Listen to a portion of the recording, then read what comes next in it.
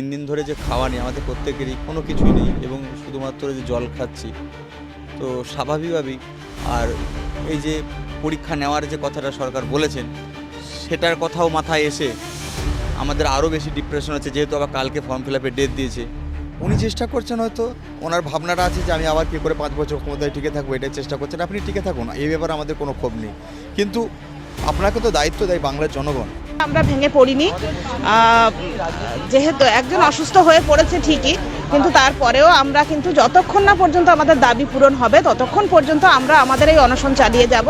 কোনো রকমভাবে আমরা কোনো কম্প্রোমাইজের মধ্যে আমরা যাব না। আপনার রাজ্যে কোন মানুষটা কষ্টে আছে, কোন মানুষটা তার ন্যায্য অধিকার থেকে বঞ্চিত হচ্ছে, এটাও তো আপনার দেখা দরকার। বিরোধী যে দলগুলো আছে সেই দলগুলো আমাদের প্রতি কোনো কর্ণপাত করছেন না, হয়তো আমাদেরকে নিয়ে রাজনীতি করার চেষ্টা করছেন, কিন্তু আমরা সেটা চাই না। আমরা চাই আপনারা লড়ুন। আমরা এই বিশ্বাসটা আমরাও করি, কারণ আমরা যদি মরে যাই, আমরা যে 10 জন আছি না শিক্ষক মাসে অনশন করছে, আমরা যদি মরেও যাই ওনার তাতেও কোনো ভূক্ষেপ হবে না। কেন? এই কারণে হবে না কারণ উনি এগুলোকে তো গুরুত্ব দেন না। কারণ লাশের রাজনীতি আমরা দেখতে পাচ্ছি দেশ তথা রাজ্যে কিন্তু সর্বত্রই চলছে। মানসিকভাবে ভেঙে পড়ার কোনো প্রয়োজন নেই। আমাদের সমস্ত শিক্ষাকর্মী এবং শিক্ষকরা একসাথে সবাই আছে এবং আমরা আশা করছি আমরা যে ন্যায়ের জন্য আমরা যুদ্ধ করছি সেই যুদ্ধে আমরা অবশ্যই জয়লাভ করব। শিক্ষিকা অধিকার মঞ্চের 40তম দিনে পড়েছে তাদের এই অবস্থান বিক্ষোভ এবং সেখানে অনশনে বসেছেন 61 ঘন্টা ধরে। এই মুহূর্তে যারা বসে রয়েছেন 10 জন অনশনের মধ্যে, তাদের মধ্যে থেকে একজন বলরাম বিশ্বাস নামে একজন শিক্ষক, তিনি গুরুতরভাবে অসুস্থ হয়েছেন, তাকে আরজি করে নিয়ে যাওয়া হয়েছে এবং যারা বাকিরা রয়েছেন তাদের সাথে একটু কথা বলে নেব। প্রথমত তো সহকারী একজন শিক্ষক অসুস্থ হয়েছে, মানসিকভাবে কতটা ভেঙে পড়েছেন এই বিষয়ে? আমাদের 10 জন শিক্ষক মহাশয় এবং 9 জন শিক্ষক মহাশয় এবং একজন শিক্ষিকা আমরা অনুষ্ঠানে ছিলাম। তার মধ্যে বলরামবাবু অসুস্থ হয়ে পড়েছেন। ওনার এই 3 দিন ধরে যে খাওয়া নেই আমাদের প্রত্যেকেরই কোনো কিছুই নেই এবং শুধুমাত্র যে জল খাচ্ছি তো স্বাভাবিকভাবেই। আর এই যে পরীক্ষা নেওয়ার যে কথাটা সরকার বলেছেন সেটার কথাও মাথায় এসে আমাদের আরও বেশি ডিপ্রেশন আছে, যেহেতু আবার কালকে ফর্ম ফিল আপের ডেট দিয়েছে। যে সরকার তো আমাদের কোনো কথা শুনছেন না, উনি তো নিজের খেয়ালে চলছেন। কারণ ওনাদের ভুলে আমাদের চাকরিটা চলে গেছে, আজকে আমরা পথে বসেছি। তবুও আমাদের প্রতি যে ওনাদের যে দায়বদ্ধতা আছেন ওনারা কোথাও সেটা ভুলে যাচ্ছেন। শুধু কি রাজ্য সরকার নাকি কেন্দ্র সরকারও তো একটা দায়বদ্ধতা হ্যাঁ, রয়েছে? এই ক্ষেত্রে আমি বলি শুধুমাত্র রাজ্য সরকার নয়, কারণ বিরোধী যে দলগুলো আছে সেই দলগুলোও আমাদের প্রতি কোনো কর্ণপাত করছেন না, হয়তো আমাদেরকে নিয়ে রাজনীতি করার চেষ্টা করছেন, কিন্তু আমরা সেটা চাইনি। আমরা চাই আপনারা লড়ুন। আপনারা আলাদাভাবেও তো আমাদের জন্য লড়াই করতে পারেন, কিন্তু সেই লড়াইটা ওনারা করছেন না। হয়তো প্রত্যেকে ভোটের রাজনীতিটা করতে চাইছেন, দেখছেন এখানে হয়তো বেশি জন নেই, 26,000। ওনারাও হিসাব করে নিচ্ছেন যে এগুলোকে শুধু শুধু ভোটের খাতায় ধরে লাভ নেই, কারণ ওনাদের মানবিকতা যে আগে রাজনীতিটা হতো কীভাবে আমরাও দেখতাম যে শিক্ষিত মানুষ রাজনীতি করতেন, মানবিক মুখ রাজনীতি করতেন, কিন্তু এখন রাজনীতি যারা করেন তারা তো শিক্ষার মর্মটা বোঝেন না, তারা শিক্ষার মর্ম বোঝেন না। খুব কেন এমন ক্ষোভ বলতে আমরা তো প্রত্যেকটা মুহূর্তে দেখতে পাচ্ছি, আপনি দেখবেন তো সব জায়গাতে শিক্ষা নিয়ে কোথায় লড়াই হয়। লড়াইটা হয় কোথায়? এখন জাতের লড়াই হয়, এখন ধর্মের লড়াই হয়, এখন মন্দির মসজিদে লড়াই হয়, এখন মানুষের মধ্যে বিষ ছড়িয়ে দেওয়া হচ্ছে। মহেশতলাতে ছুটে যাচ্ছেন বিরোধী দলগুলি, কিন্তু আপনাদের এখানে আসছেন না, সেই বিষয়টি কি? হ্যাঁ, আমি দেখুন কোনো রাজনৈতিক কথাবার্তার মধ্যে ঢুকতে চাই না, কিন্তু আমরা তো একটা সমাজের অংশ। আপনারাও তো যারা নেতা মন্ত্রী আছেন তারাও তো পড়াশোনা করেছেন কোনো না কোনো শিক্ষক মহাশয়ের কাছ থেকে। তা আপনাদের সেই শিক্ষক মহাশয়দের কাছ থেকে যে শিক্ষা আপনারা অর্জন করেছেন তার পরিপ্রেক্ষিতে আপনাদের মনে হচ্ছে না যে এই শিক্ষক মহাশয়দের জন্য আমরা একটু লড়াই করি, আমরা কিভাবে আমরা ব্যবস্থা করি, কিভাবে কি করা যেতে পারে? আপনারা তো সর্বদল বৈঠক করতে পারেন, কারোর কোনো ভ্রুক্ষেপ নেই। উনি চেষ্টা করছেন, হয়তো ওনার ভাবনাটা আছে যে আমি আবার কী করে 5 বছর ক্ষমতায় টিকে থাকবো, এটাই চেষ্টা করছেন। আপনি টিকে থাকুন, এই ব্যাপারে আমাদের কোনো ক্ষোভ নেই, কিন্তু আপনাকে তো দায়িত্ব দেয় বাংলার জনগণ যে বাংলাটাকে রক্ষা করার জন্য, বাংলার মানুষকে রক্ষা করার জন্য, বাংলার শিক্ষা শিল্প প্রত্যেকটা জিনিসকে রক্ষা করার জন্য তো আপনাকে দায়িত্ব দেয় ভোটের মাধ্যমে, তবেই তো আপনি একজন মুখ্যমন্ত্রী হন। এই মুখ্যমন্ত্রী পদটা তো ব্যক্তিগত কারণ নয়, এটা হচ্ছে প্রত্যেকের একটা জনগণের নির্বাচিত একটা পদ। তাহলে আপনাকে যখন ভালোবেসে সকলে ভোট দেয়, আপনি যখন রাজ্যের একজন সুপ্রিমো হন, তখন আপনার তো একটা দায় বর্তায় যে আপনার রাজ্যে কোন মানুষটা কষ্টে আছে, কোন মানুষটা তার ন্যায্য অধিকার থেকে বঞ্চিত হচ্ছে, এটাও তো আপনার দেখা দরকার। সর্বোপরি আপনি নিজেও জানেন যেখানে সুপ্রিম কোর্ট বলেছে যে আমাদের এই প্যানেলের মধ্যে যোগ্য আছে এবং অযোগ্য আছে, তাহলে সেই যোগ্য অযোগ্য বলতে এবং সেই অযোগ্যটা ছিল সেটাও আপনি জানেন যে আপনার সরকারের দুর্নীতির জন্যই কিন্তু সেই অযোগ্যটা নির্ধারিত হয়েছে। তাহলে আপনাদের দুর্নীতির জন্য যারা দীর্ঘদিন ধরে ছোটোবেলা থেকে পড়াশোনা করেছে, যাদের বাবা মারা স্বপ্ন দেখেছিল যে আমাদের ছেলেরা শিক্ষকতা করবে, বা যারা ভালোবেসেছিল যে আমরা শিক্ষকতা পেশায় এসে সমাজকে একটা নতুন দিশা দেখাবো, আজ তারা পথে বসে আছে। সর্বোপরি দেখতে পাচ্ছেন, আমরা দেখেছিলাম যে অনশনের সেখানেও জুনিয়র ডাক্তাররা বসেছেন, কিন্তু পরবর্তীতে সেই জটটা কেটে তারা অনশন তুলে নিয়েছেন, কিন্তু এখনো পর্যন্ত বিচার পাননি অভয়া।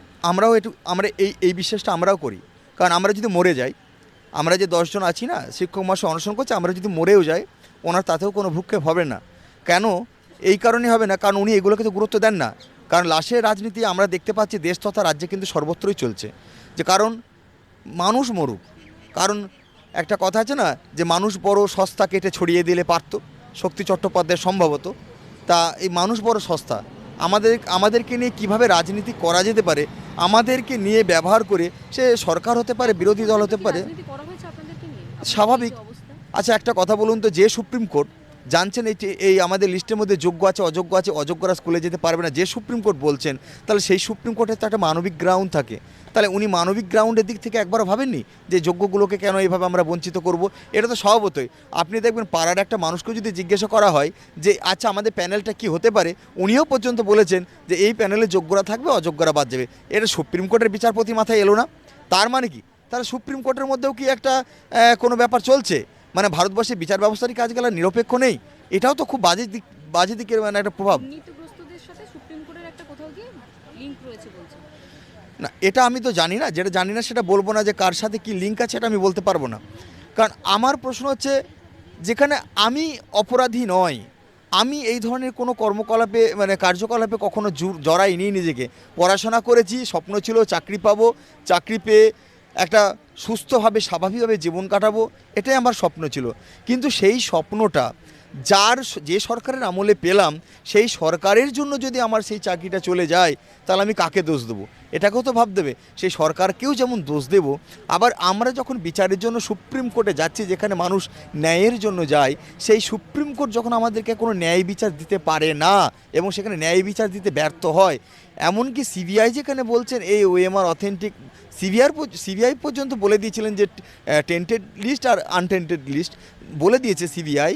তাহলে সেই সিবিআই যে একজন কেন্দ্রীয় আমাদের যে তদন্তকারী সংস্থা, আচ্ছা বলুন তার কি দাম, তার কি প্রয়োজন আছে? সে তো আমরা আরজি করেও শুনেছি, আমরা এসএসসিতেও দেখতে পাচ্ছি। তাহলে ওই সংস্থাটাকে রাখার কোনো প্রয়োজন আছে বলে আমার মনে হয় না ব্যক্তিগতভাবে। কারণ আমরা তো এই সকল সংস্থা, আমরা বিচারপতি, আমরা বিচার ব্যবস্থা, তার উপরই তো নিরপেক্ষভাবে আমরা বিচার আশা করে থাকি, কিন্তু আমরা সেগুলো তো পাচ্ছি না। না, একদমই না, মানসিকভাবে আমরা ভেঙে পড়িনি। যেহেতু একজন অসুস্থ হয়ে পড়েছে ঠিকই, কিন্তু তারপরেও আমরা কিন্তু যতক্ষণ না পর্যন্ত আমাদের দাবি পূরণ হবে ততক্ষণ পর্যন্ত আমরা আমাদের এই অনশন চালিয়ে যাব। কোনো রকমভাবে আমরা কোনো কম্প্রোমাইজের মধ্যে আমরা যাব না।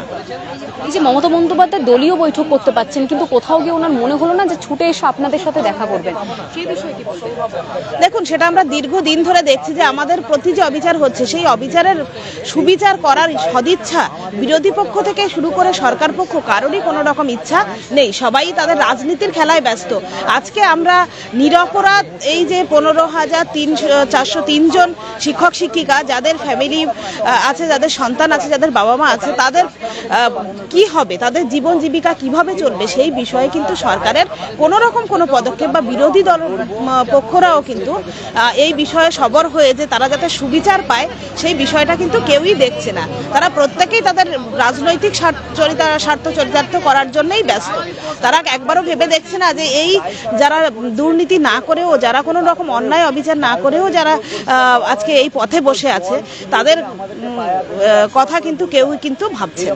মানসিকভাবে ভেঙে পড়ার কোনো প্রয়োজন নেই। আমাদের সমস্ত শিক্ষাকর্মী এবং শিক্ষকরা একসাথে সবাই আছে, এবং আমরা আশা করছি আমরা যে ন্যায়ের জন্য আমরা যুদ্ধ করছি, সেই যুদ্ধে আমরা অবশ্যই জয়লাভ করব, এবং আমরা একসময় জয়লাভ করবই। আমরা সুপ্রিম কোর্টে আমাদের যে রিভিউ হবে, রিভিউ আশা করি আমরা ভালো রেজাল্ট পাবো এবং আমরা ন্যায় বিচার পাবো। কারণ আমরা মনে করছি আমাদের সাথে ন্যায় হয়নি, কারণ যে ওএমআর দিয়ে টেন্টেডদের বেশি বার করে দেওয়া হলো, এবং সেই ওএমআর দিয়ে আমাদের কেন বেশি বার করা হচ্ছে না, আমরা সেটাই আমাদের সুপ্রিম কোর্টের কাছে প্রশ্ন আছে, যে ওই ওএমআর দিয়ে আমাদের কেন বেছে নেওয়া হচ্ছে না। তো এখানে রাজ্য সরকারের যে কারচুপি করেছে, রাজ্য সরকার ইচ্ছা করে আমাদের আনটেন্টেডদের লিস্ট দিচ্ছে না এবং আমাদেরকে চাকরিহারা করে ফেলেছে। তো এই জন্য আমরা রাজ্য সরকারের কাছে আমরা দাবি করার জন্য এই অনশনটা চলছে। যতক্ষণ না পর্যন্ত এই অনশন বা ধর্ণা আমাদের চলবে, ততক্ষণ না পর্যন্ত আমাদের স্কুলে ফেরানো না হয় সম্মানজনকভাবে। বাংলা হান্টের আরও খবর দেখতে নজর রাখুন। বাংলা খবর মানেই বাংলা হান্ট।